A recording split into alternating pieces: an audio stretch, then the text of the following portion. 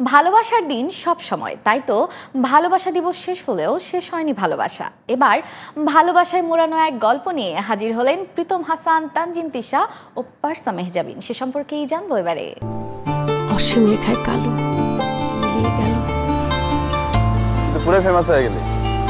ওই ভার্সিটির crush confession পেজে খালি সব তোর নিয়ে লেখা।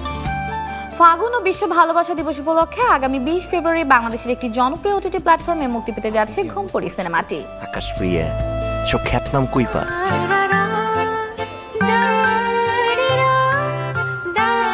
রিক্সা হচ্ছে বাঙালিদের প্রেমের যানবাহন।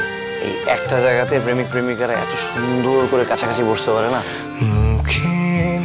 জাহিদ প্রীতমের পরিচালনায় ওয়েব ফিল্মটিতে অভিনয় করেছেন প্রীতম হাসান, তানজিন তিশা, পারসা মেহজাবিন।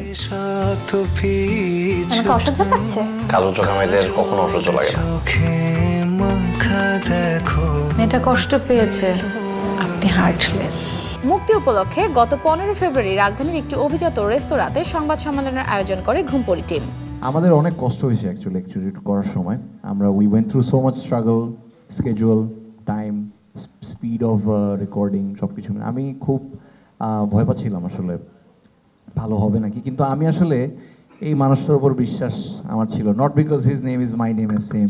সেই বিশ্বাসে আসলে আমরা যখন শুটিং করলাম, শুটিংটা শেষ হলো এবং আমি আজকে যখন ট্রেলারটা দেখলাম, আপনাদের কাছে ফুটেজ থাকলে দেখবেন, আমি ট্রেলারের সময় আমি জাস্ট তার দিকে তাকাই বলতেছি যে হোয়াট অ্যান অ্যামেজিং জব, মানে this is why you are Zahid Pritom. আমি তার অ্যাক্টিংয়ের ফ্যান এই জন্য ছিলাম বিকজ আমরা অ্যাক্টিং সবাই করি, বাট আমরা ন্যাচারাল অ্যাক্টিং খুব কম মানুষই করতে পারি। সো সেই ক্ষেত্রে আমি বলবো প্রীতমের যত আমি অ্যাক্টিং দেখেছি, সে খুব ন্যাচারালি অ্যাক্টিং করে, মানে যেটা মনে হবে না দ্যাট হিজ অ্যাক্টিং, মনে হয় যে আচ্ছা ওর এটাই, যখনও যে ক্যারেক্টারটা প্লে করে ওইটাই ওকে রিয়েল মনে হয়।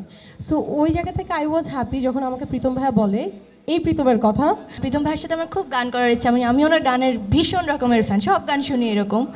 তো ওনার সাথে যখন এরকম একটা কাজ, আমি গানের বদলে সে অভিনয় করছি, আমি ফার্স্টে মানে আমার নিজেরই বিশ্বাস হচ্ছিল না যে আসলে আমি পারবো কি না, আমার নিজের মধ্যে একটা ভয় কাজ করছিল। তবে আরেক প্রীতম ভাই আমার ভয় কাটিয়ে দিয়েছে, এটা সত্যি।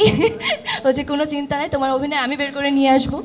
আর তিশা আপু তো সুইটেস্ট, আমি আসলে মানে বলে বোঝাতে পারবো না। আমি পুরো টিমের সাথে কাজ করে এতটা ভালো লেগেছে, এটা ভাষায় প্রকাশ করা সম্ভব না। আমি নতুন, ওরা আমাকে নতুন ফিল করতে দেয়নি। আমি যখন একটা গল্প ভাবি, আমি সবসময় মাথায় রেখে যে আমার অডিয়েন্স আমাকে রিড করার ট্রাই করে অ্যাজ এ নির্মাতা হিসাবে। ওরা ভাবে কি যেটা দেখাচ্ছে ডিরেক্টর, ওরা অন্ধভাবে বিশ্বাস করে ডিরেক্টরকে, গল্পটাকে বিশ্বাস করতে চায়। আর এটাই আমি উইক পয়েন্ট মনে করি একটা দর্শকের, যে তোমরা যেটাকে বিশ্বাস করতে চাচ্ছ সেটা আমি বিশ্বাস করাবো না। তো একদম লাস্ট গেম পর্যন্ত আমি আমার চালে গুটিটা রাখি, এবং যখন ওদের কাছে পাস করি, ওরা তখন আমাকে রিভিউর মাধ্যমে বা লেখার মাধ্যমে, এবং আমার কলকাতা ফ্যানদের জন্য আমার খুব আফসোস হচ্ছে, জানি ওরা দেখতে পারবে কিনা। আচ্ছা, আমার কলকাতার ফ্যান অনেক বেশি, রাইট। সো ওরা হচ্ছে আমার কাজগুলোর একদম পুঙ্খানুপুঙ্খ বিশ্লেষণ করে প্রথম কাজ থেকে, অপেক্ষা নীলপ্রহর থেকে। দূরত্ব বজায় রেখে নিখাত ভালোবাসার গল্প দেখা যাবে এই সিনেমাটিতে। এখন দেখার বিষয় মুক্তির পর দর্শক মহলে কি পরিমাণ সাড়া ফেলতে পারে এই সিনেমাটি।